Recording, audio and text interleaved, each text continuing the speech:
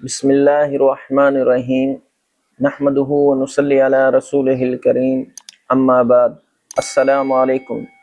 آج ہم بات کریں گے خواب کے اندر آب کاما یعنی ترش پانی دیکھنا کیسا ہے۔ علماء نے خواب کے اندر آب کاما یعنی ترش پانی دیکھنے کی 3 مختلف صورتیں بیان فرمائی اور ہر صورت کی علیحدہ علیحدہ تعبیرات بیان فرمائی ہیں۔ علامہ ابن سیرین رحمہ اللہ تعالیٰ علیہ ارشاد فرماتے ہیں کہ خواب کے اندر آب کاما یعنی ترش پانی کا دیکھنا یہ خواب صاحب خواب کے لیے رنج اور بیماری پر دلیل ہے۔ اسی طرح اگر کوئی شخص اپنے آپ کو خواب کے اندر آب کاما پیتا ہوا دیکھے تو یہ خواب صاحب خواب کے لیے بیماری پر دلیل ہے۔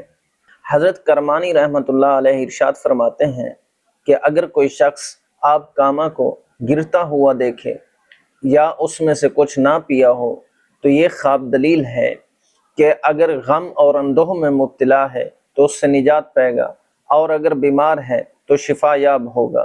حضرت جعفر صادق رضی اللہ تعالیٰ عنہ نے ارشاد فرمایا آب کامے کا پانی 5 وجوہات پر ہے۔